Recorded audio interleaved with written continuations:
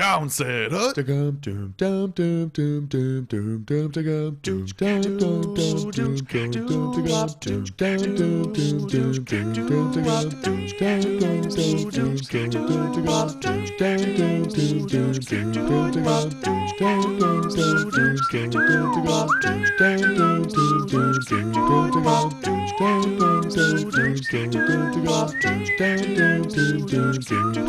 It's a football podcast with Tom, Cody, and Sam.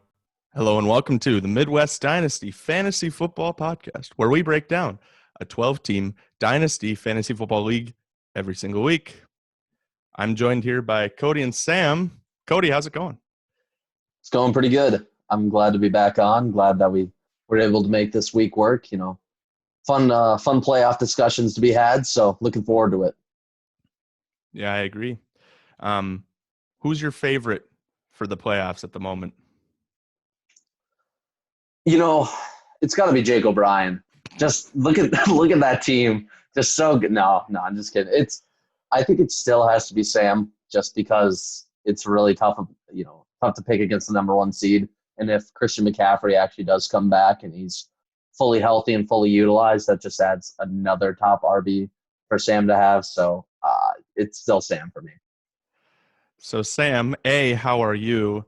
B, is there any chance I knock you off this week? I'm doing well. I'm excited for playoffs. Made it in all 5 of my leagues this year. So knock on wood, best fantasy season I've ever had. Probably still 0 championships. Yes, there is definitely a chance you knock me off. I would give myself roughly like 75-25 or 80-20, just with the current state of my team, and your team is very good. So, yeah, I think there's for sure a chance. I think I would have beaten you like maybe twice throughout the regular season. So I think, 80-20 makes a lot of sense to me. Yeah, I actually looked it up earlier because I was curious. And, yeah, it was 2 out of 13 times. So, yeah, I didn't look it up. I just pulled that number out of my butt. No, it should be fun. I think this was my best shot, as we had talked about a couple weeks ago. This is probably my best opportunity to beat you just in a 1 week. Just hope I roll the dice and utilize the flaw we have in our playoffs with only 1 week. See if I can do it.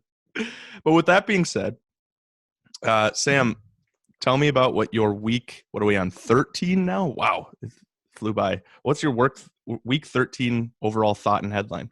Oh, my God. I don't know how many times I've said this, but Justin Jefferson is actually a god. He's currently on pace to break the rookie season receiving record of all time. Like, I think he is clearly a dynasty wide receiver 1 going forward and is just shattering records as he goes.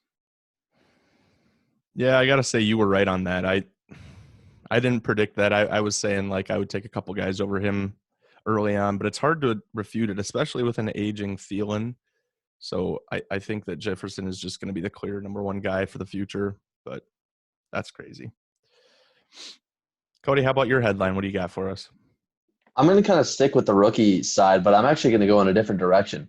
Mine's going to be kind of the downfall of rookie running backs already in this year. We were super excited for CEH, Jonathan Taylor.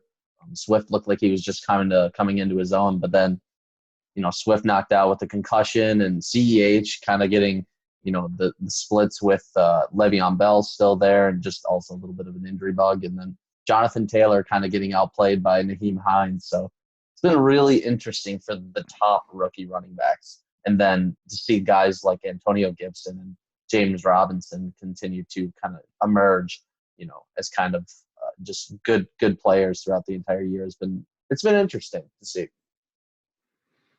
Yeah, both Gibson and Robinson just coming out of nowhere this year.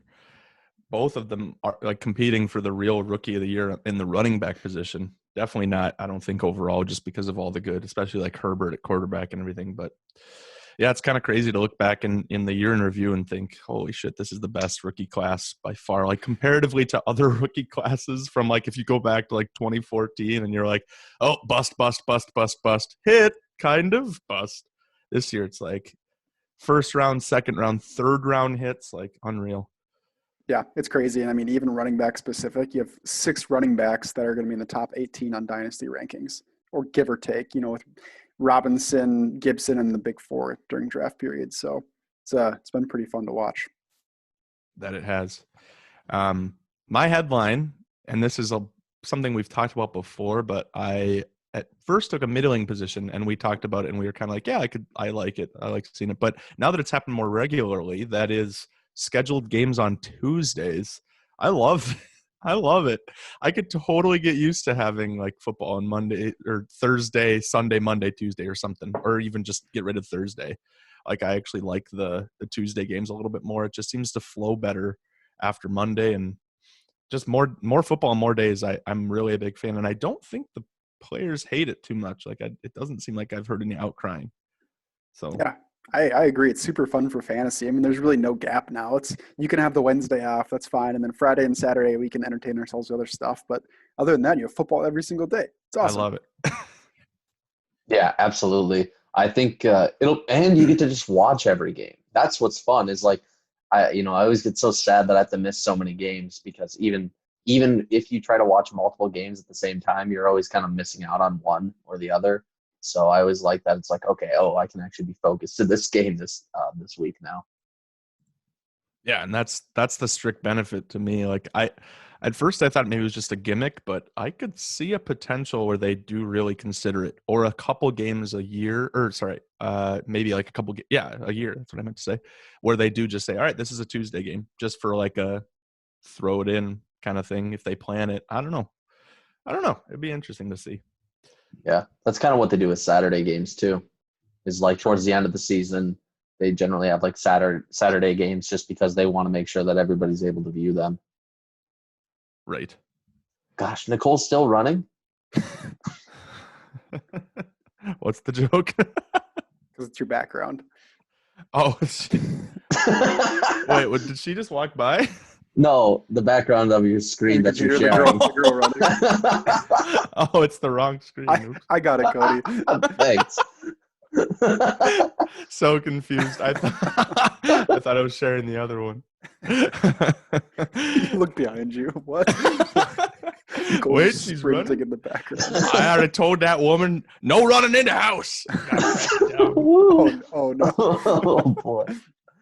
Let me show the real. Here, this screen I think makes more sense. Wait. You were showing Sleeper, but then you got rid of it. Yeah.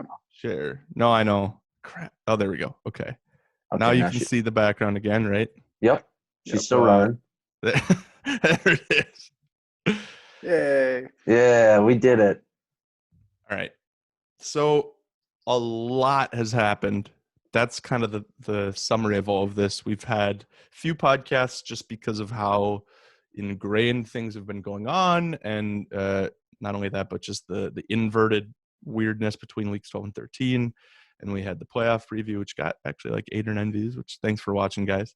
And now we're in a situation where we know more than just the playoff matchups. We actually already know what the second round is. So one of you guys should start breaking that down, because you guys know way more about all the playoff probabilities and all that. Sure. So basically what happened week 12, like you said, we had playoffs before that. Just a quick summary of that. Basically, Tom popped off, Matt popped off, not quite as much, and Jake O'Brien popped off. So going into week 13, it was kind of a toss-up. Basically, if Jake made it to playoffs, he was going to win. And we all kind of knew that Tom was going to play against Matt Magnuson. So that game was kind of over unless something crazy happened week 13. Nothing crazy happened with that. So Tom ended up winning that playoff matchup. And then Jake beat Adam. So he actually ended up winning the division, getting the 3 seed. And then at the exact same time, winning that playoff game. So he's the 3 seed and in the semifinals as well. So current matchups in the winner's bracket, we have me versus Tom and Trujillo versus O'Brien. That is perfectly said. This is why I asked you to do it. So maybe we should break down the playoff. Do we want to just talk about the first round of the playoffs? Do we want to go more in depth into that? Sure. Why not? Let's just start with mine. It's at the top. Normally I make it best as last, since this was a pretty awesome game to watch. Let's just start off with it. So the big story that we haven't actually talked about on the podcast, but it feels like we've talked about it so much just over text and other mediums. But Tyreek Hill was the story of this matchup, because he was the difference between me saying, God damn it. I'm not even in it, to just out of nowhere, 65 points. He was at one point projected to get 74, and I thought that was outlandish. Like, no way. But then he got freaking close, actually. The talking point I want to bring up, because Sam and I were having a bit of a heated discussion about this over a game of League of Legends, was, was I truly carried by Tyreek? And while I don't disagree that it was an incredible game, I think my argument, and I just kind of want to posit to this to you guys, is if you put Cam Newton and Zeke Elliott and Tyreek Hill in a black box and just said, all right, these guys, those three scored 70 points, I don't think you guys would be that surprised. Cody, you can answer first because we've already talked about this, and then I'll add my opinion after. But I like to hear yours first. From your perspective of the way you're saying that, no, I would not be surprised to hear that. But I feel like there's more to that than just that. Well, so the reason I'm bringing it up is because while I do think that like Tyreek Hill had an ungodly, I guess what I'm trying to posit is that yes, he won the game, but he won the game for me after I already had ridiculously low scores from other key players on my team. So that's, to me, there's an important distinction there. Yeah. I think I would say the probability of having players get around 3 or 1 versus the probability of somebody being around 65 points isn't exactly proportional or equal to each other, especially given the history of like have good QBs and good running backs gotten that low of scores before. Yeah, we've seen that. But it's like, I actually don't remember seeing anybody ever get 64 points in a game. And no one has since we started the league. That was the highest by about 8. And I guess my point to that too, Tom, is if you take Ezekiel Elliott's average since Dak went down, because I mean, completely different teams, completely different players since Dak's been gone. What is the average? 12 at maybe 13. And then what does Cam average this year? Probably 15 to 20, somewhere in that range. So like, sure, it wouldn't have been ridiculous to say that those three scored 70 put together, but that would have outscored those three average by 20 points, give or take. So like, they would have all had to have solid games compared to one player literally having the best game our league has ever seen. And that's on top of Allen Robinson outscored his projection by quite a bit. Ronald Jones still had a good day, probably above average for him. Cooks did fine, whatever. The rest of your team was mostly chalk, but yeah. Go ahead, Cody. Oh, I was just gonna say it's a really interesting way because like I think the you winning to me, like just you beating Matt, from just a macro perspective of your guys' teams isn't lucky to me because I actually do think you have a very good team, especially compared to Matt's. But I would say the manner in which you won to me seemed like not what I would have expected at all for how you would have won. Like that would have been probably like a 1% chance to me. Mm-hmm. Yeah, both your guys' teams are elite, and like I believe this is his highest score for the year and your highest score. Maybe it's your second highest score. I could be wrong on that. It's very close if it's not. But either way, like you guys both popped off. You guys both deserve to win this game. So I think either way, whoever lost this game is going to be unlucky, no matter what happened for individual players. And whoever lost this game is going to be unlucky, and whoever won this game is going to be lucky. So just a big matchup, honestly. This is kind of how I hope our matchup ends, honestly. Like, because I think that's fun. If you put up 195, you can't ask for anything more. I'll call in my favors with Tyreek and make sure he scores that much again. Yeah, but I have Mahomes, so averages out a little bit. The funny thing about all this was that I was in bed, feverish, and barely able to stay awake for this.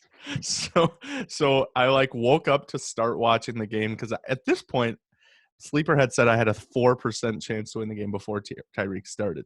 So I was like, I guess I'll just tune in and see if he pops off, whatever. And I didn't have to stay awake for long because after the first quarter, I was already back in it. So. Yeah.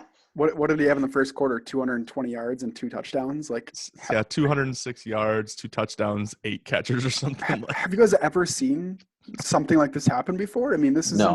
I can't believe he didn't break the record for a single game receiving. Like, oh, absolutely. It was nuts. Lee Evans was the last time something similar happened for Buffalo. Okay. Yeah. And he actually finished. I think Lee Evans finished with more yards than Tyreek. Don't quote me on that, but regardless, no, that's ridiculous. Like that's a historically ridiculous time for me, and I lucked out for sure. I just wanted to spark that discussion. I do agree with both of what you guys said about Tyreek just going. Really, the reason I won, but I digress. That you put it correctly, Sam. My team was basically chalk. Other than that, let's move over to Matt's side of the equation here, because again, like you noted, he definitely popped off too. And so, if we back up to Thanksgiving, this was Matt's like 85% chance to win because Deshaun Watson completely went off on Thanksgiving. And then coupled with Dalton Schultz getting at least 7 points, like that was for those two players. Those was only two Thanksgiving guys, but that's all he needed. Just it was the 37 points from Watson. I thought he was going to take it. So Yeah, and Zeke going 1.9 on that's what Thanksgiving it, too. Yep. That Yeah. too. I think for Detroit fans, that will infamously be known as the game. And that's all it'll be known for. The game. And then bye-bye, Patricia. Yeah. Well, I was very happy with that. I was hoping for a Black Friday, but I got Black Saturday instead, which I was fine with either. Yeah, I guess that's the final note I have is that was good news for me as a Lions fan. That should have been my highlight for sure, because that I forgot we hadn't talked about that on the podcast yet. I was calling for it. It happened, and already we have Daryl Bevelin, and we look like a brand new team. So, yeah, I agree. Yeah, seriously. It's amazing what happens when players want to play for a coach. Yeah. Yeah, that was a much different game than you guys have had the rest of this year. One question for you two. So everyone knows James Robinson has been very good. I feel like he's done the same thing every week. He's awesome. Deshaun Watson, from what I've discussed with a bunch of people on fantasy, he's had some people love him. Some people really don't like him and barely even view him as a dynasty QB1. The back half of this season, he has been very, very good. What are your guys' thoughts on him? Is he in that top tier discussion in dynasty based on his age, up there with like the Russell Wilson, the Josh Allen, those type of players, or is he a tier below? I think he's for sure in the Josh Allen discussion. And I probably Russell Wilson. I don't know if I put him up in the Mahomes tier yet, or like it's like Mahomes and gosh, I'm blanking on names right now. I guess I have Mahomes in a tier by himself, but you could have Lamar. You could have Lamar in there too, depending on how you think about it, or Kyler. Yeah, maybe Kyler. I think that's who I was thinking of like Kyler and Mahomes kind of in their own like separate tier. And then after that, I kind of had a little bit of a drop off for me personally. And I really like him. This isn't anything against him. Even though I guess in the beginning of the season, I didn't really like him. But there is a lot of green you're looking at with a lot of those games. A lot of really favorable matchups that he's had. And any time you get to play Jacksonville twice is always really nice. But it's not trying to take away anything from him because, I mean, even against tough teams, he put up solid games like New England, 35. That's awesome. But you do still see that, at the beginning there against Baltimore and Pittsburgh, 14 and 17. So I think going forward, it definitely depends on his schedule. But we'll have to see, too, depending on their team. I mean, this is kind of without a running game. They're a pass team. They're kind of have to be a pass team, in my opinion. So we'll see. I personally think that it's not even a question. Like, I agree with you, Sam. I actually do think it's Patrick Mahomes is in tier 1 by himself just because of the consistency. And I don't think there's going to ever really be a down year for him. And if it is down, he'll still be like a top 10 quarterback. And then I think tier 2 opens up huge. And it's just like 8 players that I'd all love to have. And I don't think Deshaun Watson is an exception. Like, my biggest point for why I say that is because this was relatively a down year. I mean, for God's sake, they had Bill O'Brien running the team and then switched over to Romeo Crennel, who, as much as I like my boy Romeo, I don't really necessarily think he's an offensive genius. So this is kind of a down year for them. Now, that being said, they have been down in a lot of games, so it's been good garbage time for him to rack up points. But I don't know. I like Deshaun Watson a ton. I think, I don't know about top 5, but he's at least in that top 8 discussion. Yeah, no, I agree with that. I think he's done really well this year, and I agree, Cody. Those were a tough few matchups to begin the season. I'm sure it's a tough adjustment for him not to play with DeAndre Hopkins, which he has his entire career. But to me, it looks like he's turned it around. We'll see. Do you guys think it will hurt him quite a bit if they actually get a better defense, or do you think his talent will prevail? Tough to say. I think he's pretty talented. I mean, the nice thing about him too is he's got that rushing floor of like anywhere between 2 to 6 points a week. 6 is maybe a bit high, but I guess with a touchdown. Yeah, I mean, he's 25 years old still as well. I mean, that's just, and I would bet that he'll be the quarterback for that team until he's at least 32. So QB1, yeah. Yeah, I think I still think he'll be top, a QB1 always, maybe lower, kind of like QB10 and above. I actually think with a bad team, he remains a better QB for fantasy. I actually think if they get a decent defense and they start winning games, because that's always kind of the test, right? You want to see if these top tier QBs can actually have winning records, because that's how you know that they can keep it going forward. And that way it's not just like kind of a facade, if you will. And I do have all the confidence for them right now that if they do have a winning team, that it can still be a productive QB. But you just do run that risk a little bit. Yep, good points. Yeah, I've seen nothing to believe that he won't be the QB of the future, especially this year, even though this is a quote-unquote down year. But yeah, no, it's a good discussion point. I would be very happy to be Matt and have him, is what I'll say. His second QB is a little bit up in the air, but we've talked about that ad nauseum too. He has a couple of them, doesn't he? I guess he's got a too, but yeah, but I'm just saying, like, future-wise, it's like Cousins and Rivers, right? I don't remember if he has anyone else other than that. Does he have someone injured? Yeah, and then Breeze. Yeah, Cousins still has I think 2 years left on his contract, right? And, yeah. He's a QB1 right now. I know people don't think he's had a good season, but like fantasy-wise, he's been good. So no, yeah, I get it. He gets his stats. Yeah, but for fantasy, that's all that matters. I don't care about anything else. No, I get it. I understand, but I wouldn't be. I guess what I'm saying is there are a lot of teams in the league right now that have 2 QBs for the next 5 years and don't even have to think about addressing it in the draft. That's my argument. I do think that there is a real possibility Matt has to at least consider addressing that position in the draft. Oh, over the next couple of years for sure. Yep. Yeah, maybe not this year, but we could be talking as soon as next year. Like, he actually needs someone, because it's not like these, like, Phillip Rivers, Breeze gone, or if not gone, useless. Yeah. So he at least needs a third guy for a backup. Like, Nick Mullins is not that guy. He's a career backup. Yes, he is. So that's my point and why I'm bringing it up. I agree. Yeah. But year in review. So this is the last time we'll be talking about Matt. And we've done, 12 podcasts in the past now. So any other final thoughts? What do you think about Matt's team for the future? I'm going to click on just his team. I think he's got a really good base. He's been loving Diggs and Keenan Allen for a long time, and it finally paid off for him tenfold. Jefferson was a big hit. I think he's made a lot of good moves in the past that just didn't end up working out that well, which is why he's had 2 really bad seasons, and he finally made playoffs. So I think his team is on the up and up. Yeah, completely agree. I'm not looking forward to playing him in my division. I think Jefferson's going to remain a stud. Keenan Allen, now with Herbert, had almost like kind of like a career resurgence in my opinion, where you can actually just fully trust him again. And then Diggs, obviously, too. He went to a different team, but he's, the clear number 1 receiver on that team. And it's obvious that he's a very talented wide receiver. I mean, when you're starting DJ Chark as your flex, that's really good to me. Dalton Schultz, we'll see. I don't have much hope for him going next year from a tight end, so that could be – I don't know who he has on his bench right now, honestly. I suppose I can just – Irv Smith is the best one. Irv Smith. Yeah. Irv Smith's a good point. Who does he also have for running backs? Because I am a little bit – doesn't he have he had Singletary. That's the biggest question mark. Yeah, on the his running team. Backs is – yeah.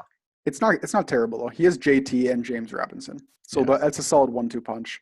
And then some moderate stuff behind it, but nothing crazy. That's definitely it is interesting, because I thought the Robinson Taylor punch at the beginning of the year, like I want to say like a quarter of the way through the year, was looking really, really good. And then obviously with JT taking a little bit of a hit, it hurts it somewhat. Not terribly a lot, but I was like almost thinking he was going to have 2 RB1s. I mean, Taylor's played a lot better. He has 290-yard weeks in a row, not rushing alone, over 110 yards each week total. Yeah, we'll see. I hope he can get it back. He had a great week last week too. Keep in mind. So yeah, against obviously two bad defenses, as you can see right Yeah, there. Yeah, but I just like the touches more than anything. He has the last 2 weeks. He has 16 plus in both weeks. So yeah, I agree. But you have to watch out for Marlon Mack coming back though next year. I don't think he will personally, but Okay, you could be right. Yeah, the thing I want to actually say about this is it's amazing how much it's fluctuated because I think before the season started and before them. So if we go back before Marlon Mack injury and, obviously when he picked up James Robinson, we all kind of thought, it's probably nothing. We'll see. We didn't think anything of it.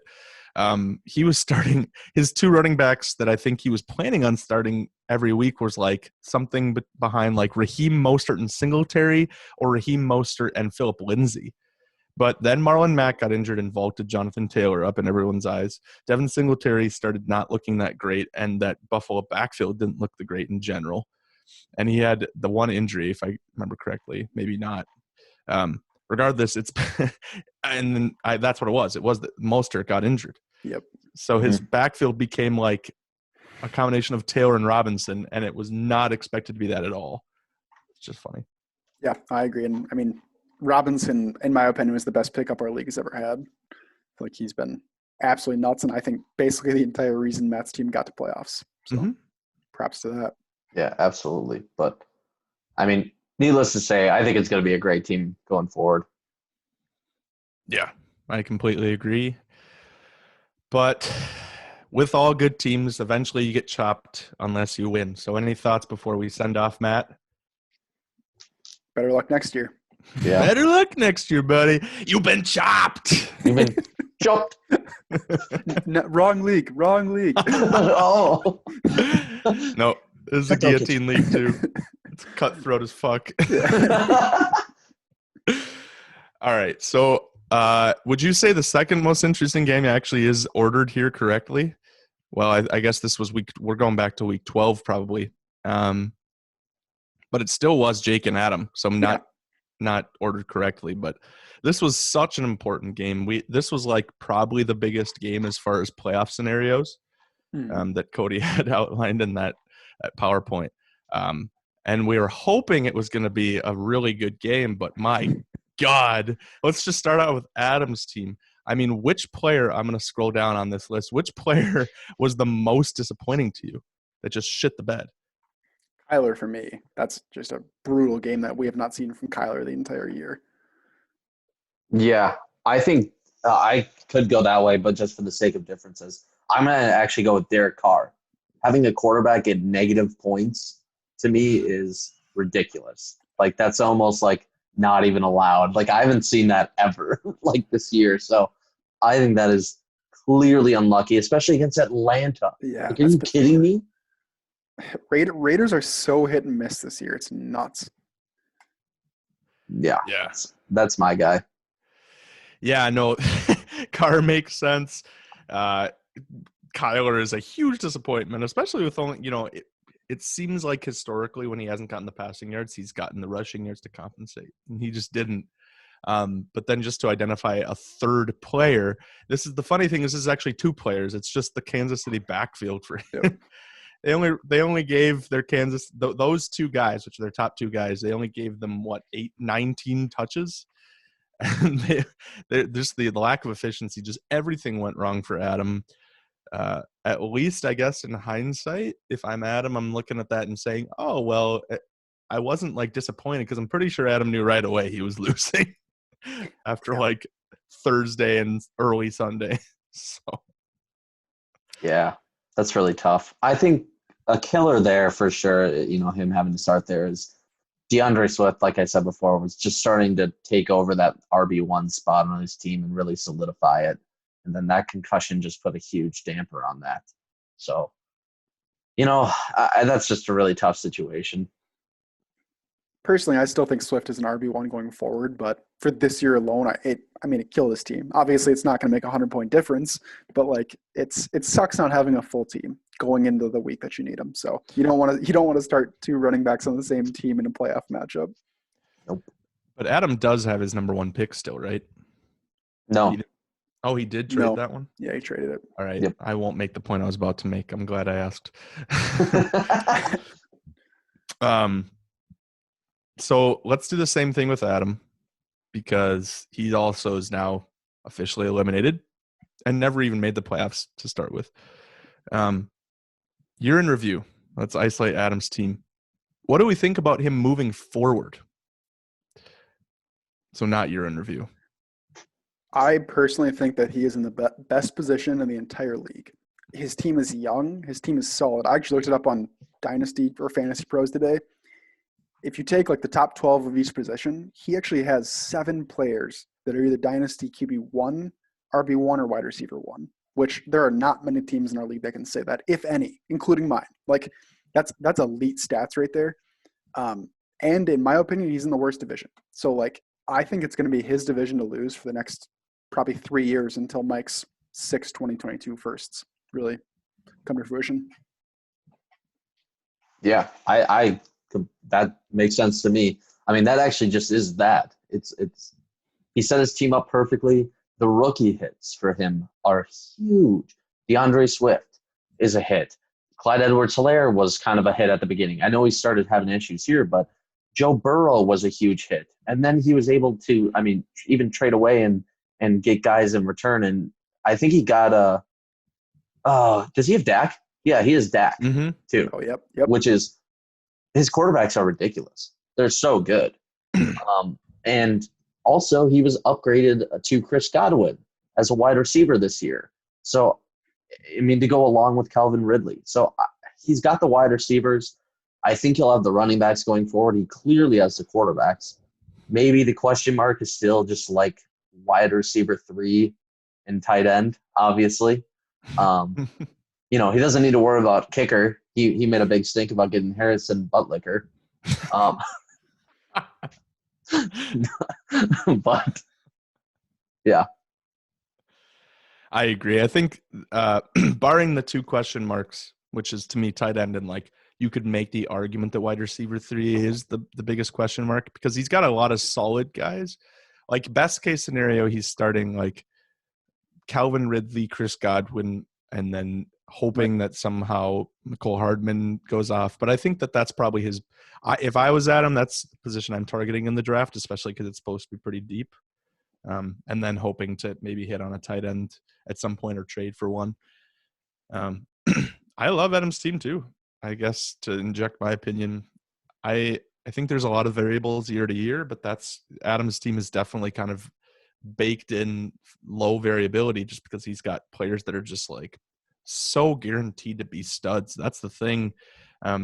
Little bit of a bummer that N'Keal Harry, like I just don't think he's going to turn out, but who's to say that if they had a quarterback on that team, not just a fucking fullback that can throw kind of,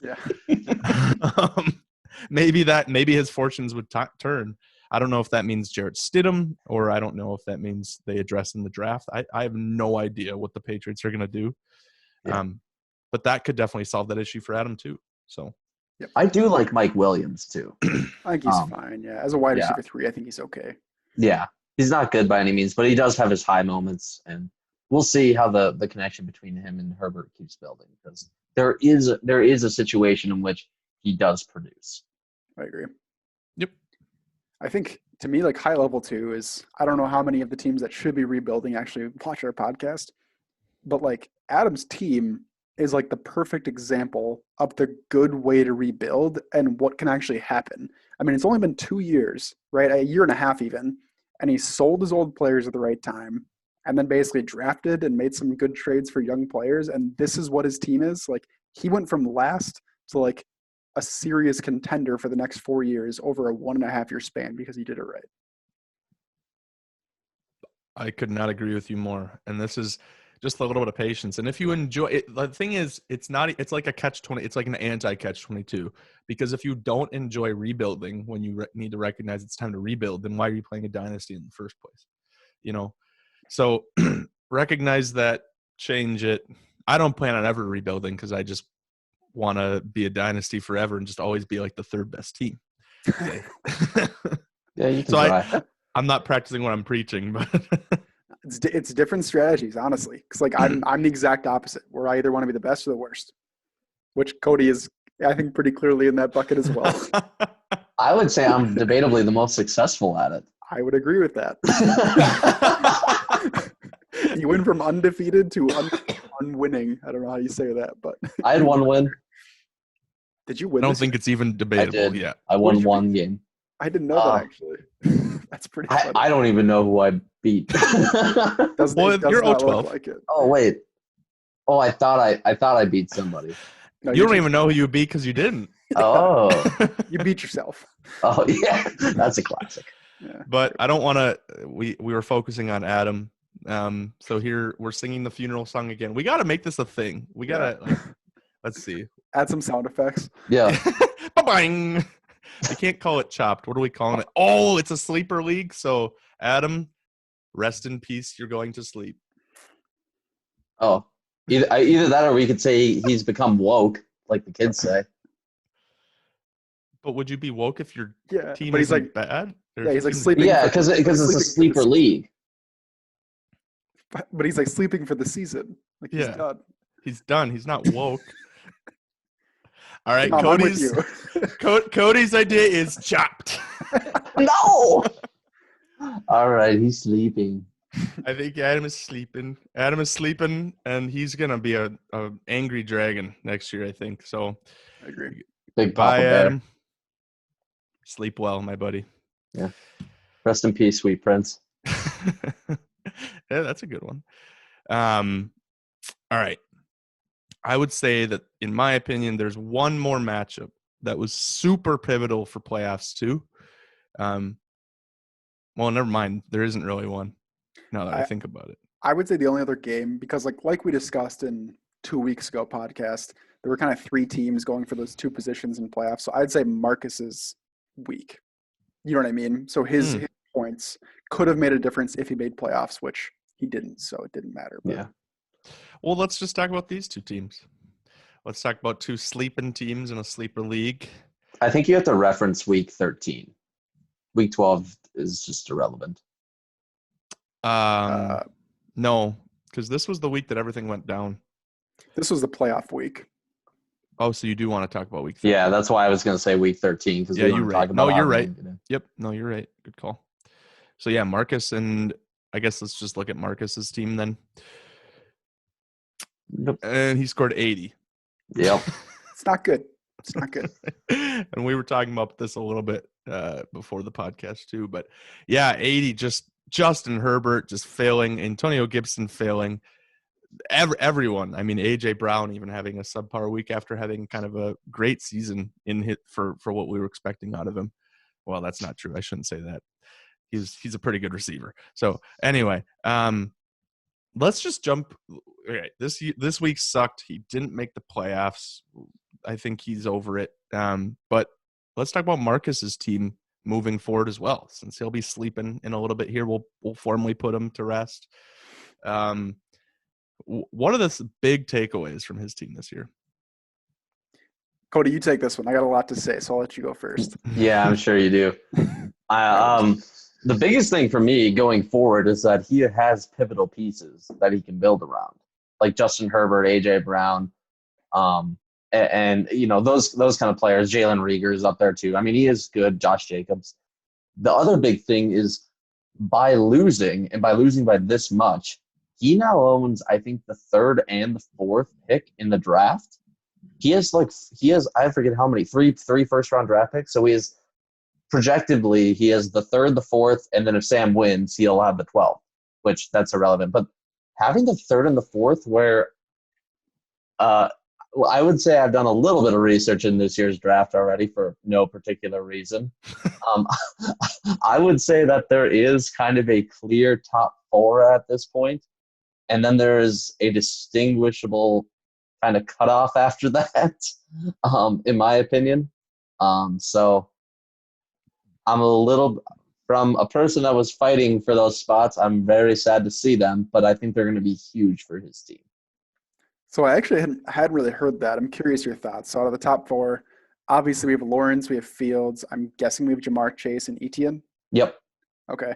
I mean, I feel like running backs matter more about where they end up rather than talent quite as much. But yeah, no, I think those two picks are going to be absolutely huge for him.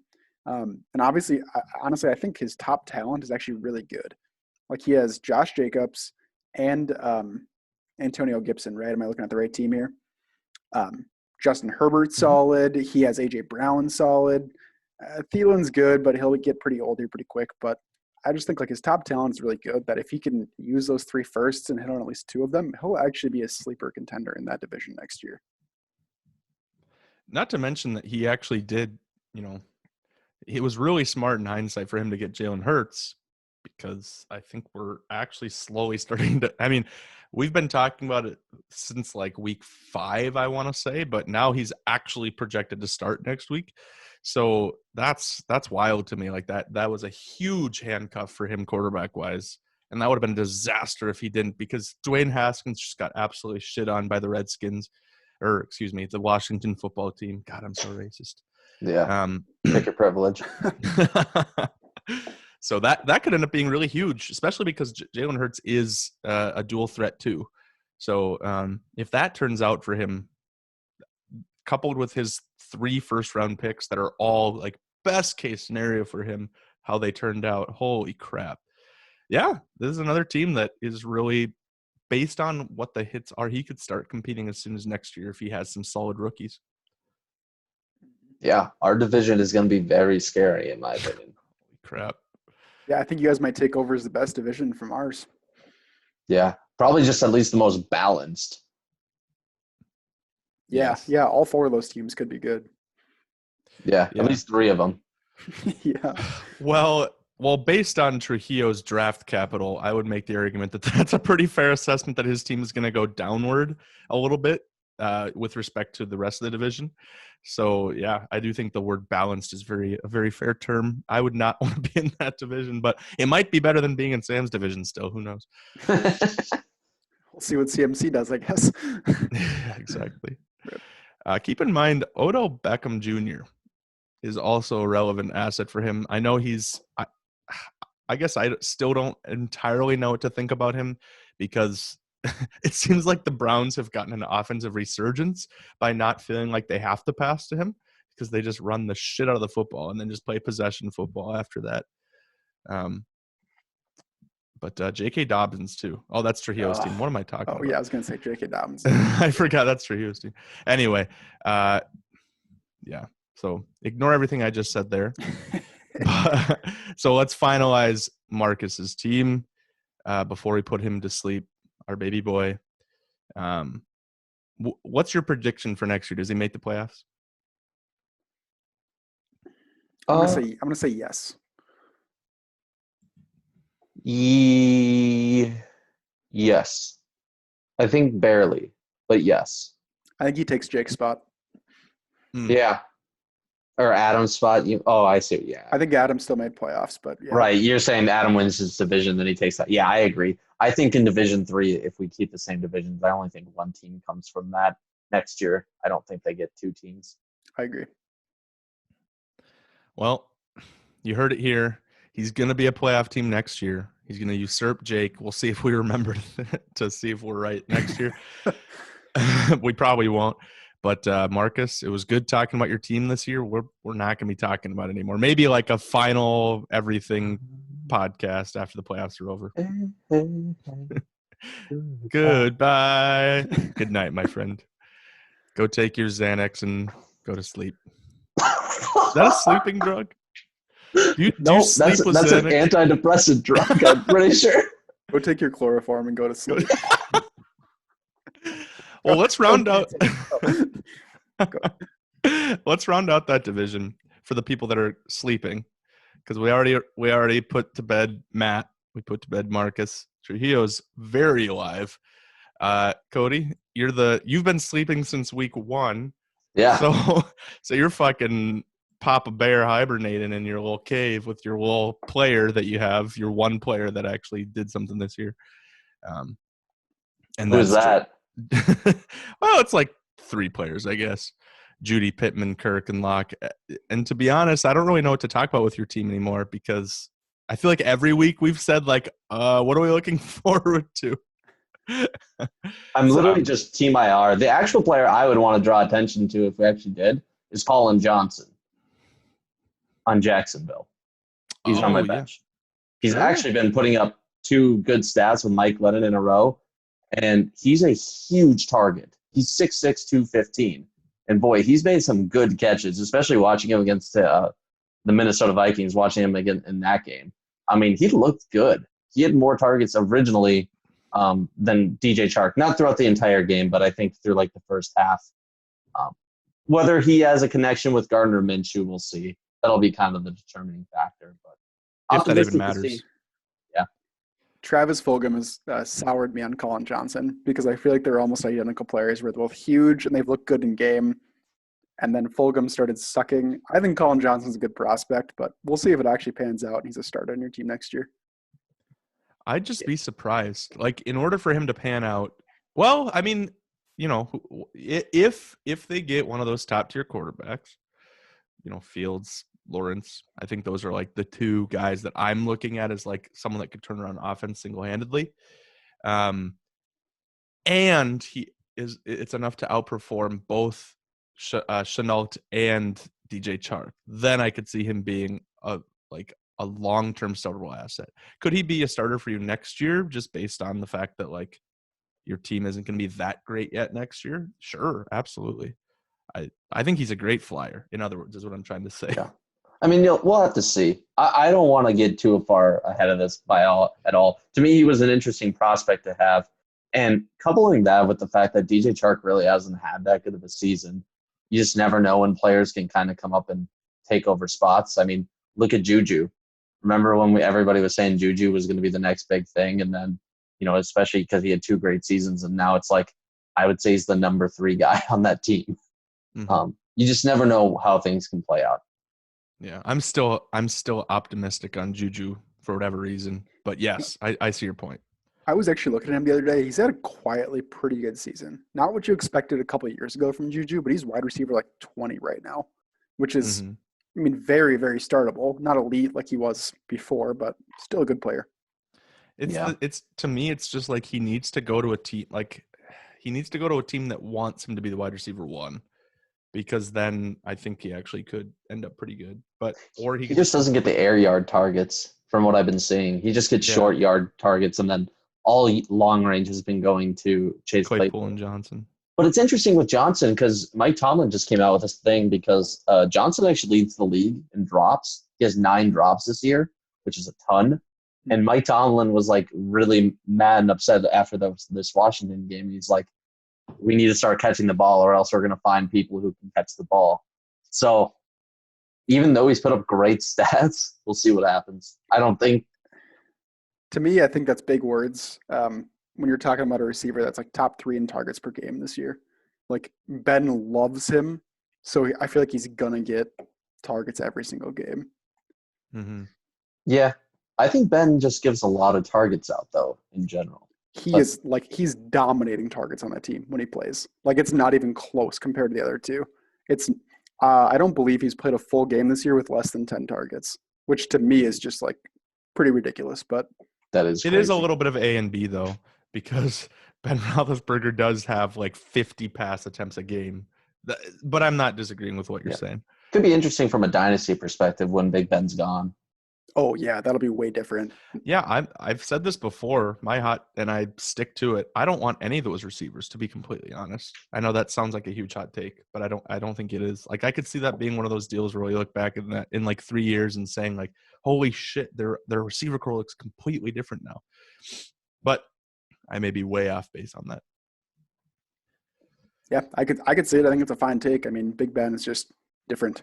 He's so good. Holy shit. Like, God, he's like the underrated quarterback of his generation because there have been so many good quarterbacks. I agree. His consistency, and even like just talking about this year, they were saying he has the lowest time to throw the ball out of any quarterback by a Yeah. lot this year. I think it's like 2.2 seconds. So Yeah. like he just Yikes. gets rid of the ball super quick every single time, and it's just so accurate. It's awesome. Yeah. Hall of Famer for sure. Like, not even a question. I agree. So somehow we got to talking about the Steelers after talking about Colin Johnson, which is great. That's our podcast in a nutshell. Yeah, no kidding. Yeah.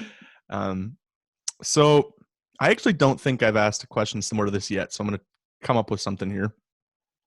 I'm going to name 4 players on your team.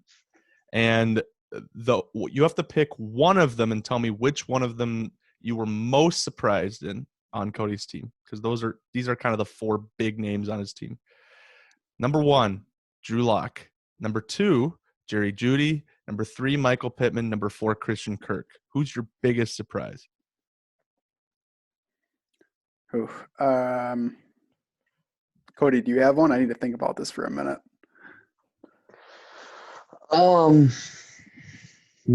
Probably, in my opinion, would actually have to be. Oh God, that is really tough. I actually would have to say Drew Lock. Unbelievably, I think Drew Lock feeds into a lot of the issues for Jerry Jeudy. So therefore, I'm just going to go back to the Drew Lock train of he showed such promise at the end of his first year, and a lot of people were wondering if he really was going to be the kind of the next big rookie QB to kind of make that next step and really do things. I mean, that offense was supposed to be elite, or maybe not elite, but at least above average. And he has not been good at all. He turns the ball over way too much. He doesn't look comfortable at all. He has looked lost completely. And he's a guy that, I mean, if he doesn't figure it out, I think even halfway through next year, I think he could be gone already. I think some teams have such lack of patience for QBs that, and he wasn't drafted high enough, in my opinion, to be their new kind of their new centerpiece. So I think that's been really a surprise and really disappointing. I guess maybe not so much surprise, just big disappointment. No, I think that's a really good take, actually. So just to remind you, Sam, it was between Drew Lock and then the 3 receivers starting here, because I think those are Coder's players that are like under the biggest microscope right now. Yep. So who's the biggest surprise to you? I'm going to go with Pittman. He hasn't had a great year, but I think he's outperformed expectations. I do think out of all of Cody's players that aren't expected to be starters on your team going forward, like Jeudy, in my opinion, you'd expect to be a starter. Maybe Drew Lock, but I don't think Michael Pittman was expected as that. I think he actually could be a starter if he plays a little bit better next year. I think he's shown flashes. He's been good. I would be pleasantly surprised with how well he's played, as I assume he's basically a throw-in to that Saquon trade. Yeah. No, when you put it that way, I think that's actually a great macro way of looking at it. Like, that's great value for him, because I think he's past being a flyer. You know, he's kind of in that next tier of like, he's proven something. Now let's see if that proving grounds turns into starting grounds. And I think that who's my player that's most surprising? I think Cody's argument was really good. I was a little bit surprised in Drew Lock too. I really liked him coming out of college as a quarterback prospect, and I actually really also liked him when Denver picked him up, because I thought he had a potential future, and then he got that future. He got the opportunity to start, and you're right, Cody. He has looked just really subpar, which is surprising me, because he has had a couple good games, but like the last 3 in particular have just been rough. And I'm not even just basing that off the stats. I'm basing that off of watching a little bit of the games too, like catching up on the like 10-minute videos that NFL.com puts out on YouTube. I don't know. It's a bummer. It's a bummer because I don't know what they do for quarterback long term if he doesn't turn out. I don't know either. Did you guys see there was a video? Oh, there was something because obviously I think Jeudy he posted a tweet but then deleted a tweet this week that literally just said, "At least I got my conditioning in," because he saw like 4 targets, and like obviously I think I've seen like under 50% of his targets or something like that are actually catchable balls. Like they're just nuts. They're so bad. And there was also attached to that afterwards was like a GIF of Drew Lock.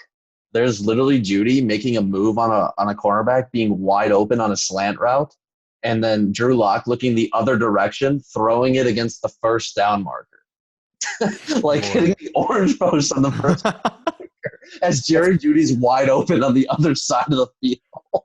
Why would you not look his way first? He should be the first read on every single play. He's going to go into Tim Patrick. Very cool. Yeah, Very I've noticed that. Well, I think that highlight perfectly articulates how your season's been going, Cody. So I think it's time. You can't talk any longer. Treat this like Among Us. Now you have to mute until someone else goes to sleep in this podcast. So Good night, sweet prince. Good night, my friend. You were missed. All right, now it's just me and you, Sam. Oh, God. The way the podcast always should have been. No, I'm just kidding, Codes. Hey, mute. No, I live. I came back on the third day. Oh. Classic Jesus over here. Mary Chrysler. So those were the only matchups that I think mattered score-wise. I guess actually the funny thing is Barber's kind of mattered, but we don't care about who he played. It was more to what we talked about before. It was about his score. So Division 1, we've got all of our sleepers and contenders. Division 2, Sam is obviously a contender. I am playing Sam, as we've already talked about, so I am as well. And then we've got Eric Barber's team, who has, year in review / let's talk about the future of his team, finished 7-5. And really, he's a team that we've actually talked about here and there because we're not really sure exactly how to feel about him. So here's our last chance to talk about him. What's our verdict on his team? I don't think it's good. I think Davante Adams on his team is the biggest obvious sell out of any player that's ever been in our fantasy league. Like, his team is clearly not going to be better than ours over the next 3 years. He doesn't have good future assets other than CeeDee Lamb and his picks he already has. If I were him, I would scoop 3 firsts for Davante Adams and try to go for like 2022, 2023. So as it stands right now, I don't think he has a route to a championship ever, unless something crazy happens. Yeah, I think his team kind of perfectly encapsulates I can't speak. Perfectly captures that you need to make trades in this league. You can't just do nothing. Like, doing nothing unless you drafted a super good team is you're just going to perpetually be bad, in my opinion. You can't space out your first round draft picks because guys are going to keep falling off and coming in and falling off, and you're never going to have kind of a synergized team. It's just always going to be very separated, and I think we're kind of seeing that right now. I mean, you're seeing guys like Davante Adams up there, but then you have young guys like CeeDee Lamb and Deebo Samuel. And then it's like running back, there's nobody. QB, Tom Brady. Tom Brady's going to be gone here, soon. So it's like, who's he going to do for QBs? And I mean, he only has 1 draft pick this year, and it's number 6. So maybe he can get a QB maybe at that time, but it's not going to be your top guys. So I don't know. I don't like ripping on teams. I just think that you need to choose a direction and go for it. Well, I think it's fair to – you're not necessarily ripping on it. You're just commenting a very fair commentary, which is there's 2 glaring people that should have been traded. And I shouldn't even say should have been traded. It's really like, by not trading them, he put himself in this situation, so he can't even be upset that we're saying these things. And those 2 players are Tom Brady and Davante Adams. I mean, Tom Brady could have been a real if I needed QP, I would have paid a second for him, like with how many points he's put up this year. And if I was looking to contend, we identified several times throughout the year. I think that there was at least 2 times on podcasts where he said, "Oh, maybe I'm looking up to pick up someone like Tom Brady if I need a quarterback."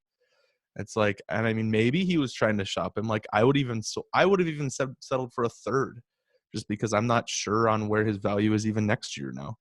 I don't know. It's tough because his receivers as they stand actually are very solid. Like, I'm happy with those guys. Not to mention that Tyler Boyd is even a relevant prospect. His tight end is set with Evan Ingram, even with a down year. But it's just his running backs. Like, I don't see, without an act of God, his running backs being viable enough to be a competitive team. Like, Jesus Christ. So Yeah, I totally agree. I don't think as of now he has a route to like being competitive. And to be honest, I'm fine ripping on him. I think he is the worst dynasty team in our league. Like until he does something to change that, which it would be very easy to change that. But as of now, I think by honestly a decent margin, he's the worst dynasty team in the league. yeah. Yeah, I agree. It'll be interesting to see how Anthony McFarland does next year for him. Kind of a running back behind James Conner. I just don't think they're going to stick with Conner going forward. And Jalen Samuels even gets a lot of work too. it could be Jalen Samuels. I actually think Benny Snell out of all of them looks the best to me, which is always so funny because he just doesn't keep getting chances. But I heard really good things about Anthony McFarland coming out of the draft. That's the only thing I kind of like about him. And then Sony kind of shit the bed. That really hurt him. Yeah. KJ Hamler is also a relevant piece that could really turn out to be that wide receiver too, opposite Jerry Jeudy. This is oh yeah. Maybe. I think they have Cortland Sutton still. Yeah. So it depends. That's true. That's going to be hard to beat out him too. He's not even that old, like 27. Sony Michel got completely outclassed. Like, to me, I don't know, this, like, I'd be buying the fuck out of Damian Harris. He actually looks solid. I think he's putting Sony Michel to sleep. So Yep, I agree. Yeah. The only thing with him is I think you just got to know what you're getting with Damian Harris and know where to draw your expectations, because while I think he is a decent pass catcher, he's just not used in that way at all. He's just only rushing. Which bums me out. I know. Because he's looks so good. Like, that's every time I watch the games with him. I'm like, Yep. do people every time I watch the game, I'm like, am I an expert? Am I just seeing this every week? Or are the Patriots just going to be the Patriots forever and Damian Harris will never be relevant? That's probably what we're heading for. Yeah, I don't know. Well, boys, how are we putting Eric to sleep? Do something. Yeah. Dream about trades.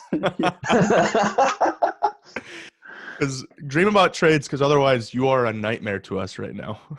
Not to me and you, Tom. That's true. Actually, it's funny. Funny as it is, he is the one that beat me this year. That's a funny point. Yeah, God, you suck, Sam. I really do. Not even in his dreams. Even in his dreams, he's better than you. Yeah, Is that the way of phrasing? He knocked me out of playoffs last year. He ruined my undefeated season this year. I can't get over this guy, man. God, Sam's like, I just don't understand it. How do I know. He's got my number. The formula. Yeah. Tom texts him. Exactly. Hey, dude, I need you to do one thing for once. Yeah. Beat Sam. Good night, Eric. You will be missed, and we'll talk about you sometime, maybe. All right. Laramie's the last one in the division here that we got to put to sleep here. And, man, we have a very positive outlook on Laramie. I don't even care about his team just because I love the man as a person. He's a heart of gold and a penis of love. But his fantasy team did not make the playoffs, and we were kind of pulling for him because he was all giddy and young-hearted and thinking maybe he could make it, and then he just got his dreams crushed. He didn't even get close to the playoffs. So let's talk about Laramie a bit. What do we think? I mean, what's his future in the league? I think his second overall draft pick that he has from Mike could make a really, really big difference, depending on which way he goes with that. We've all talked about his running backs. They're very, very good. To me at least, if Gallup can come back a little bit and Robbie Anderson can repeat, he actually does have a chance to be sneaky competitive. But yeah, to me, he's kind of in that in-between right now.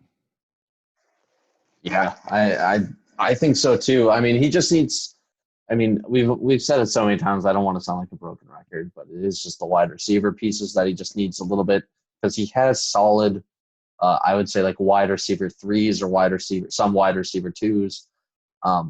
It's just that he just needs kind of that big guy.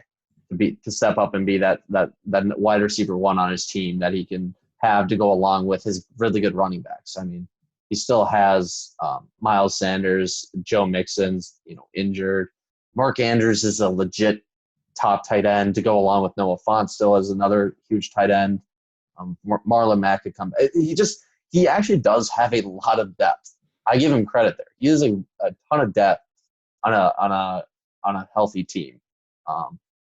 But there is the point of Matt Ryan. We'll have to see how long he stays in, and then Jared Goff had a great bounce back. I'd really like Jared Goff on his team. So yeah, especially if Monty can keep it up too. He just needs that hit on his draft pick, and it'll be interesting to see what direction he goes. It'll be interesting to see if he takes the best player available, according to most mock drafts, or if he goes and gets his guy as far as a positional need. And that's what'll be interesting to see. I think in the maturity of our league, I think that we're to a point where we're going to see more and more teams selecting players of need over the best guy available. And I think Laramie's is a perfect example of that. I think he snap takes a wide receiver. And the reason I say that is because I think we're still banking on Matt Ryan for next year even, without a question. And I think, to your point, Jared Goff has cemented that wide receiver or that super flex spot too. And I think that if he just rounds out, if he gets one of the top guys, that could be just Jamar Chase right there at wide receiver or at pick number 2. If he gets someone like Jamar Chase and Jamar Chase has an ungodly year, he's got a solid freaking team. I mean, we already talked about he doesn't have QB issues. He doesn't have tight end issues whatsoever with 2 solid guys. When he was on the podcast, we talked about how he actually should even strongly consider trading either Font or Andrews. Andrews, yeah. And that could turn into either QB depth or a wide receiver. So I really like Laramie's team. I think that if he happens to just get like a DK Metcalf out of the draft, like if Jamar Chase turns into that, depending on where he goes, then we're looking at a team that's a fringe playoff team. So he's done a great job, in my opinion, actually. So with that being said, which is like my go-to transition words now all of a sudden, which position other than wide receiver are you highest on? Is it running backs? Wait, for his team? For his team, yeah. On Laramie's team, which positional group is his best? Is it running backs or is it tight ends? I'd say running backs. I also wanted to bring up, have you guys changed your opinions? Or I guess I've changed my opinion a little bit on Montgomery. I feel like he's played a lot better this year, and he's got a lot of carries, but like I actually think he is closer to a mid RB2 than a low RB2 now. To me, adding that to Sanders and Mixon brings his running backs to be like a pretty elite tier. Yeah, that's a way better talking point because I was thinking the same thing when I first saw his team, actually, because I've been really low on him. It's really hard. It's really hard because I feel like I just take in all this fantasy shit all the fucking time. And I feel like half of the industry is like, David Montgomery is just another Jordan Howard. He isn't good, and he's just in a good situation. Sell, sell, sell. And the other half of the industry is like, no. These last 2 weeks that he's scored 27 plus points in PPR are something. I mean, he's real. He's a good running back. He's not. He does everything well. He's a jack of all trades, a master of none. Buy him. And so I don't know. I don't know. I'm clueless on David Montgomery. Like, if you told me to throw a dart at the fantasy football field, I could imagine that dart going like literally anywhere on the board. Yeah. I think I have. I don't know. I'm 100% with you because it's like, yeah, I get while he had 2 really good games, and you can't ignore that. Having 2 good games in a row does mean something. They also were against Green Bay and Detroit, notorious terrible rush defenses. So, I mean, take it where you want to take it, I guess. And especially coming up here, he has a super easy schedule. So, I actually, to me, if we would have done a rest of season's ranking and we would have looked at him maybe like earlier, he would have been a great buy for the rest of seasons, especially in the playoffs, just looking at his matchups. that he has here. But then again, I don't know. He could go up still, or he could, like Tom said to his point, be a Jordan Howard and somebody else comes in. Because watching him, I'm never that impressed. But again, if you're gonna get the carries and you're just gonna get the touches, it doesn't always matter how good you are or not. Yep, I totally agree. And although his last 2 weeks are by far the best, he is an RB1 on the season. So like even without those, he's a high RB2, and he's young. And I guess my logic is the Bears need a lot more than just a running back. So I would be surprised if we went running back in the top 2 rounds. I like him. I think he's looked good enough. I don't think he's elite. I think he's slightly better than Jordan Howard, but I think he'll be there for another 2 to 3 years. So we'll see. Yeah, you took the words out of my mouth. That was actually a thought that was developing before you said it. Was I actually think that his situation is one of the best by far, because they're not going to do anything to address running back. They need a quarterback.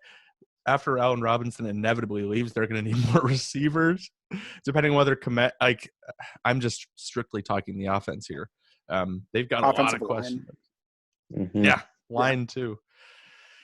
So yeah, that's enough reason to say that he's probably like, I'm trying to think of historical examples of this, guys that just have perennial job security regardless of their talent. But that's Montgomery for sure. Frank Gore for the last 10 years. I was gonna say Frank Gore. After he wasn't talented anymore. Yeah, exactly. You could say to a certain point, Mark Ingram was kind of that way for a while there. It's a good one. But I thought he was at least semi-talented. But not, yeah, but it's always weird to say it. Right. Yeah, that's a great topic to bring up, though, Sam, because he's changed. God, I don't know. I don't even know what to say about him.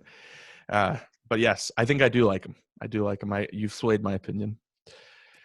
So, Laramie, I think as a podcast, we're tucking you in. We're giving you a nice warm glass of milk before you say your goodbyes to the world. And we really hope that you wake up refreshed and ready to attack the playoffs next year. Am I right, boys? I'm giving him straight brandy. I'm not giving him a warm glass of milk. I agree with the brandy sentiment. That's good. Dude's a man. He's time to grow up. Yeah, I'm giving him some good stuff to help him pass out. I like that. All right, enjoy your brandy, Laramie. We'll hope that you brush your teeth before we talk to you next. All right, Obi made the playoffs. He's a contender. He's not a sleeper. So I think we'll talk about him plenty in the playoffs. Let's not bother talking about him right now. Fowler. It's a tough one. I think the groan, if I can summarize the groan, it's, for me, the groan means that he had so much of an opportunity this year to perform, and he has so many good pieces, or at least at one point he had a team that I thought was truly a playoff team, was going to take away the division, and then just got ravaged by injuries. And so now what the groan means, it's really hard to look at this team and decide what's going to go on with it in the future. He's got no first round picks for the next few years, and really not really even draft capital other than seconds, obviously. And so, I mean, what's the summary on this team? Go ahead, Sam. Take it away. I respected what he tried to do during the season. You play fantasy football to win, not to necessarily rebuild all the time. Anyway, he would for it. So I props to that, but it did not pan out, and that's going to burn him for the next 3 years. I don't know. He doesn't have Dak anymore. That was a foundational piece of his team. I don't know. He doesn't have Saquon anymore. That ended up being a pretty brutal trade. Like, his team is kind of in shambles, to be honest. In my opinion, the next move is to sell Aaron Jones for a couple of firsts, Kenyon Drake for literally whatever you can get. Mm-hmm. And really anyone else, maybe build around DK. But I don't think he has a shot at the division in the next 2 to 3 years minimum. Yeah, it's interesting because if you actually do take players of his team, there are really good positions that he has. Like running back, of having Aaron Jones and Kenyon Drake going towards next year really isn't that bad at all. I mean, that's 2 top 15 running backs. And then DK, obviously, right there is a huge asset. And then you have Kenny Golladay, as another wide receiver for his wide receiver 2. I'm not saying I agree with what you're saying, Sam. I think the trades have been brutal on him. And like we kept saying, if he's, with these trades he's doing, he needs to make postseason this year. And he, in my opinion, it wasn't even just making playoffs. He had to win something. Top Like 3. Yep. some sort of placement to make it all worth it. Maybe not first, but just something. And yeah, boy, man, this is going to be tough. I 100% agree with you. Aaron Jones is the guy to trade here. Kenyon Drake is the guy, also another guy to trade here. I think you could debatably get to the point where you could trade Kenny Golladay too. I agree. And I 100% agree. Build around DK. I actually think Gardner Minshew, if he could somehow pull an off-season trade of him, wouldn't be a bad idea too. Just because I don't foresee him being a long-term quarterback solution for the Jaguars, especially given what I think they might take this year, having one of the top 2 picks. Yeah, I think he might need to be in a full-on fire sale, but sometimes those are really tough to do. I don't know. Do you guys think he needs to attack 2023 draft right now? Because I have 2021, and Mike Reed clearly has 2022 right now for the most part.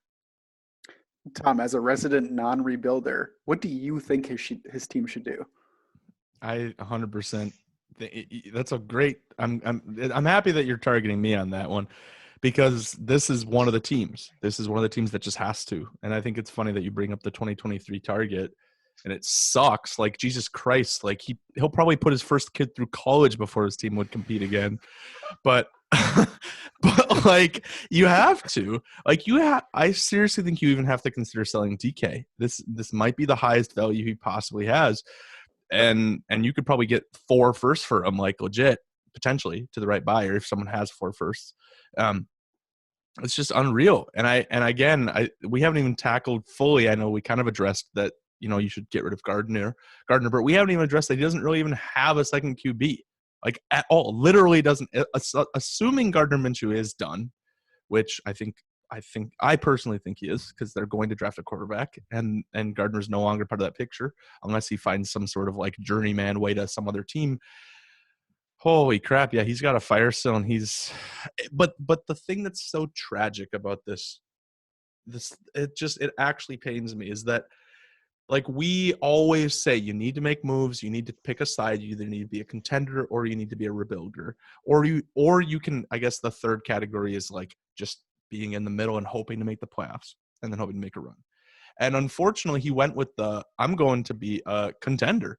And we always talk about how that's the route you have to go. You have to pick a side. And he did that. He just got fucked by it. And then he made some rash decisions because he got fucked. And then those decisions didn't turn out either. And it's just, it hurts me so much.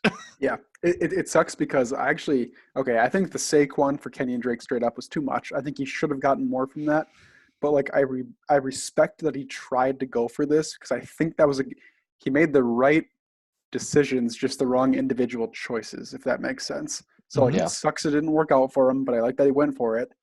But now you need to follow that up with making the right decisions on the opposite side of things, because now his team is basically what it was last year, but just worse in every way. Yeah. I remember coming into the season, Ben Fowler's team was a team that we all loved. We all looked at him and thought that this could be potentially a perennial playoff team for the next 3 years. Just looking at like the big name guys that he had on his team. I mean, he had the young wide receivers in DK Metcalf and DJ Chark. He had the Aaron Jones and Saquon Barkley, kind of elite status right there. He had Dak Prescott and Teddy Bridgewater. I mean, man, that was a good team. And yeah, it's really sad to see where it's at now.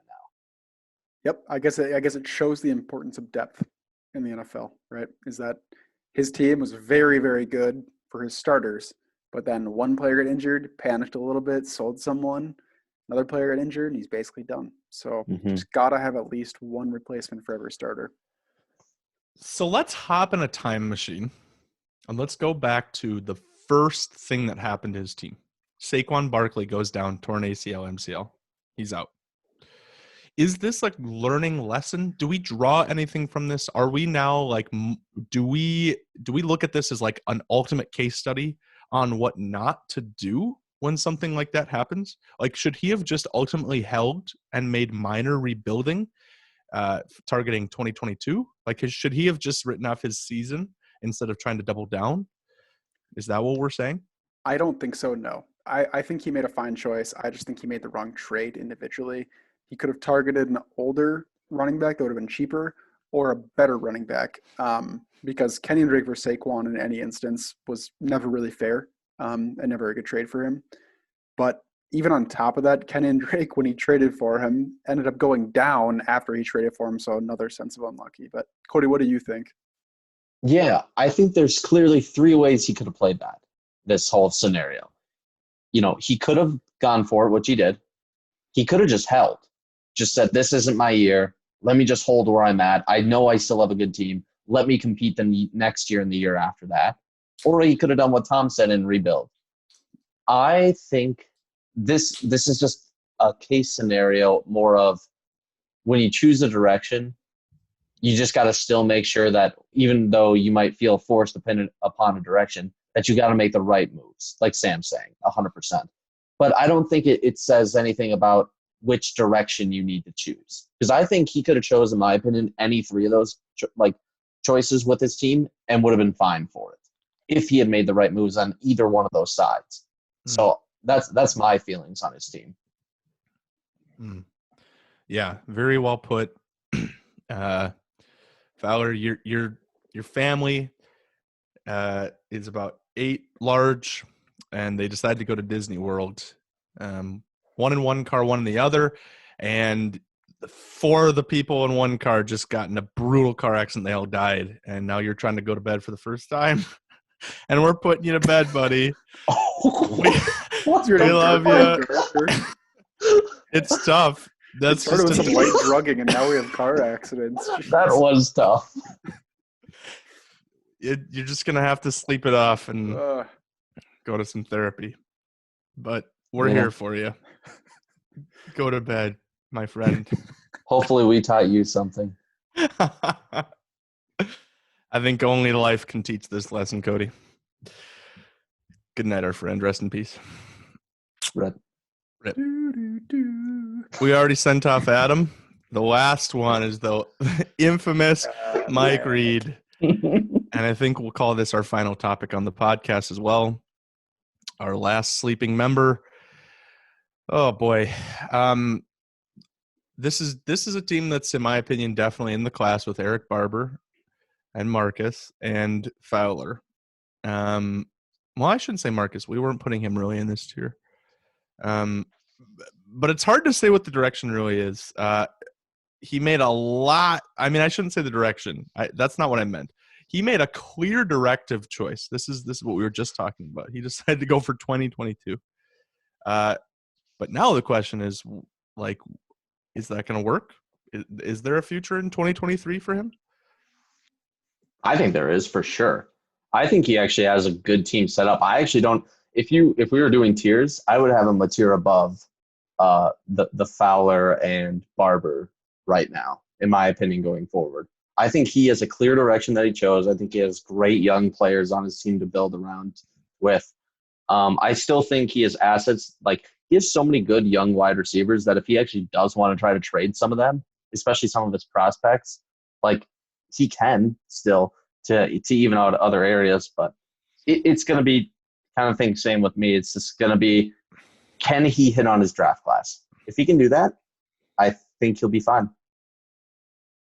Yeah, I totally agree. I mean, if we're talking dynasty-wise, I think his team is even better than O'Brien's. I mean, I think the trades he made to get these assets actually gives him a potential to win in 2023 through 2026, give or take, depending on how well he hits, obviously. I didn't love every trade. The one with Cody I specifically wasn't a fan of, and I know I've talked about that before. And then dating back to the beginning of the season, the Cup trade with Matt Magnuson. Everything in between that, I think he made a lot of really good choices to set his team up for 3 years from now, or 2 to 3 years from now. Kind of sucks it has to be that long, but I think that was a really smart choice on him. Yeah, the other trade I didn't like, just to nitpick here, is the Tua trade. I think that could have been like he had him at one point. At one point, he actually acquired Tua Tagovailoa, and then he just got rid of him. And it bums me out because I don't think that was the right move, and I think he got like a first out of it. Is that right? No, he got more. He got a first, Fulgham and Breeze maybe, and then he flipped Breeze and Fulgham right away.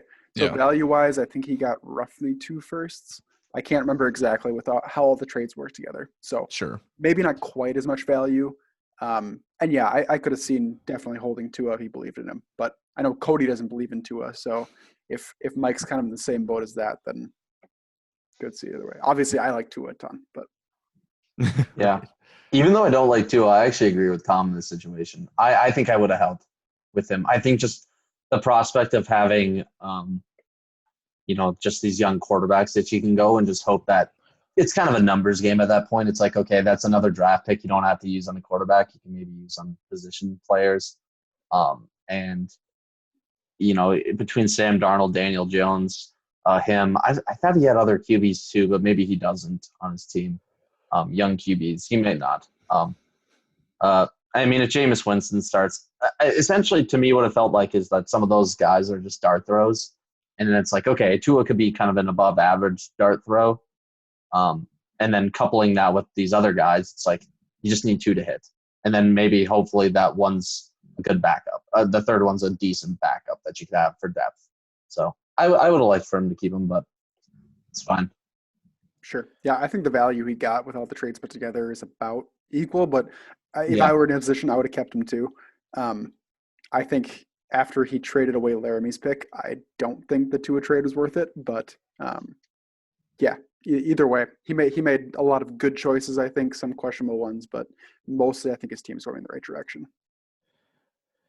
Yeah, it's it's just gonna be so interesting. His 2021 is gonna be the most uneventful because nothing draft wise is happening to his team literally at all. And then he's going straight to 2022. So I guess, do you think that based off his, I know this is really hard to project out, but based off of his 2022 draft class, which is 6 players, could he compete by 2022, or is he just a 2023 like hope to take that class with the 2023 class and go forward? To me, I think 2023 his team in that year will be like Adam's team now. Like he's building up, and his team will be a contender potentially, but kind of on the fringe. So I think 2023 will be good. 2024 will be great. 2022 if the draft class is like this year, but that seems unlikely. Yeah, I agree. You never know what's going to happen with any certain particular draft class and how guys hit. So he always has the potential to do something in 2022, but will he? If I had to put a guess on it, probably not, but he could. Yeah, it's just kind of like the shakeout. Like you draft these guys in 2022. Some of them don't play full potential. Some, because they're rookies. And then whatever the shakeout is, I think in 2023 he'll address. So I would bet on him being like a top 3 or 4 team by 2023 for sure. So yeah, I think it's a fair call. Yeah, he did what we said. He picked a direction, and he actually made like good trades along the way. And everyone's going to have, a few maybe. When you make like 35 trades in a year, you're going to have a few that might not hit, unless your name is Sam Bellin. Yeah, the McCaffrey trade really hit for me super well. He's been in my lab 3 weeks. Always so humble, Sam. Yeah. Still got Russell. That has not made up 6 first in value. Yeah. Yeah. I don't know. Drew Lock sucking has helped. Okay, so five actual firsts. Wow. So Mike is going to sleep. He's got a test in the morning. He's in 7th grade, and he's studied up for this test. And he's really trying to make his pitch to go to a really good Ivy League college, but it's just not his time yet. So he's got to keep studying, keep working, get those algebra numbers floating in your head so you can rock that test going into your 8th grade year, and then maybe by college you'll be there. And so you should go to sleep with a lot of future in your mind there, buddy. Mike, we'll miss you. Yeah, and who knows? Maybe we'll even have to take the ACT. Yeah. Fitting. Maybe COVID will be done by that time. Oh, yeah. That's a funny point. I actually do think Mike has one of the best chances to be the worst team next year. Yeah. Just because 2021 is nothing's happening for his team. So I'd say he's probably the favorite for the first pick. favorite for the ACT. Well, that's fitting. That's perfect. Yeah. Mm-hmm. Good night, my friend. We miss you already. That's all our teams. I guess let's just very quickly go over Obies because we talked about every team, even if they were a contender. All right, so we'll just look at it this way. Does O'Brien have a good chance to what would you put percentage wise on his chance to beat Trujillo? 40%. Cody? Wow, I don't have it that high. I would probably say 30. Okay. What does Sleeper got? Let's look at that quick. Week 14. Lineups may not be set yet either. Yeah, true. At the moment, based on what he started, it's like 80-20. Even though I always think Sleeper overdoes it on the team that's supposed to win. They do. Yeah, for sure. Their differences aren't as much. I think there's just a couple. I just like the fact that it feels like Trio's team is back to pretty much full health. I guess, did Chubb get hurt again? No, I think he's fine. I think he's fine. Okay, then I think he'll probably be in the starting lineup somewhere. I don't know. I really like Trujillo's team. I think it feels a lot better. I think the fact that, we'll have to see who Jake starts for his full lineup, but I just prefer Trujillo's team. Jake's team's been popping. It's been good lately. I like it. Yeah. Yeah, I think the argument anywhere between 30 and 40 is strong for sure. But it is tough to bet against a Trujillo team. I think we've all been underrating Trujillo's team just because he hasn't had Eckler and Chubb. And now that Eckler and Chubb are here, we're like, holy shit, his team's really good. And it's out of nowhere reminding us how good it really is. He was missing his top two running backs for the year, and he's still for most of the year, and he ended with the second most points still. That's a very impressive team. Yeah. Not to mention, I actually think one of the biggest differentiators he has compared to O'Brien, which it might not seem like much, but I actually do think it is Darren Waller versus Dallas Goedert. I think Darren Waller is legit. I think he is a guy that can truly pop off any game, and I mean really pop off and just go off versus Goddard. I don't know, with Ertz being back, how well he does. I don't know. It could have the potential to be a sizable difference to me. That's all. It could be, but Waller's been really, really hit or miss, whereas Goddard's actually been a lot more consistent than Waller this year.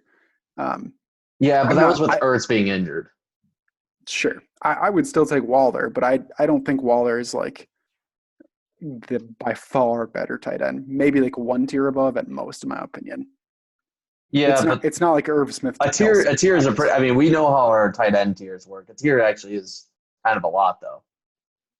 It can be. Yeah, I think if I had to bet, I would say on average, Waller is probably 3 points per game more than Goddard, which to me is it's definitely an advantage, but to me, that's not going to be the make or break.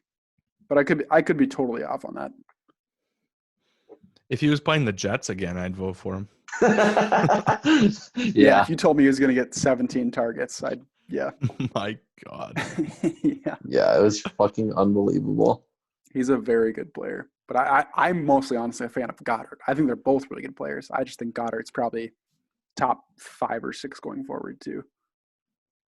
Sure. Especially with Hurts, we'll see. That'll be interesting. Mm-hmm. Yeah, I forgot that we actually didn't touch on Trujillo's team either, so this actually makes a lot of sense that we're looking at it now. I would definitely favor Trujillo, but I am mostly just happy that because Jake's team has been popping off lately, and he's got a lot of good performances out of players that we wouldn't otherwise expect, or at least have maybe had down years and now have resurged. It's a top 4 is solid top 4. These are the 4 best teams at the moment, in my opinion. You can make the argument that Matt's team is still solid and probably could have taken Jake's spot, and that Jake is just taking advantage of his division and his recency. But it'll be a great next. This week is the most exciting week of the playoffs in my eyes. This is the 1 week best 4 teams. How does it shake out? So, yep, I agree. I think it's gonna be super fun. Just gonna be a really exciting week. Cody, before we move on from this, I have a dollar bet for you. So Okay. you said 30%, right? Yep. Which is less than 1/3. So will you give me 2-1? That Trujillo would beat Jake. Yeah. So you bet $1, and if I win, I get 2. If you win, you get 1. Sure. Why not? Oh, what a rookie mistake. Yep. Oh my gosh, I'm gonna win $2 so easy. It should be noted that, again, it's just sleepers rankings, but he's basically got everyone in that's got because this is pretty close to his projection will be. Yeah. The only thing is he'll get a couple points when I think he'll move in James Conner over Kiki. That's Kuti. like a point Yeah. over. No, Melvin, I agree. Over, Kiki Kuti, 2 points. Yeah, so it's kind of crazy to look at this. This is a big projection difference, and sleeper's pretty good. Like these projections are pretty solid. It's just the chance of winning, I think, is always a little bit off. But yeah, I agree. I would definitely take Trujillo's team. I just think Jake's team is pretty sleeper. I think it's been playing really well, and he's got mostly a healthy lineup. So we'll see. Looking forward to it. Should be good. All right, last thought, and this is the final thought of the podcast. What's the over under on me and you, Sam? Percentage-wise or points? Percentage-wise. I think about 75 would be what I put it at. Oh, that's right. You said that earlier. Yeah. I think that seems pretty reasonable to me. I think that's about right. I think that's a good number, 75. Yeah, one every 4 weeks, and especially because my team is fully healthy, that's a big factor. That's why I would say mine's not. Yeah, not even close. So I think if between Michael Thomas, Christian McCaffrey, and Alvin Kamara, who are probably my 3 best players, they're all not in a good position right now. So yeah, I think you have a pretty underrated shot this week. So Sam, for your dollar bet, would you give me 1 to 4? Nah, I wouldn't. And I'm voting for Tom. No. No. Why not? I'm not gonna bet on myself. It's too easy. You're betting on yourself. Oh, I didn't bet. But if you did bet, you would be betting on yourself. You do 4 to 1. Cody, you know me. I never bet on myself. I'm not cocky like that. Oh my! Triggered. Well, everyone that we put to sleep, keep sleeping. We will not be talking about your team for a couple weeks here as these playoffs shake out. But I think next week's podcast will be a lot of fun. We're just going to talk about the 4 teams that just had their playoffs. And I guess, unless you guys have anything else to say, I think that's a good place to call it. Yeah, looking forward to this week. Yeah, should be good. Should be good. All right, boys. And everyone in the league, thanks for listening to the Midwest Dynasty Fantasy Football Podcast. We'll talk to you soon. It's a football podcast with Tom, Cody, and Sam.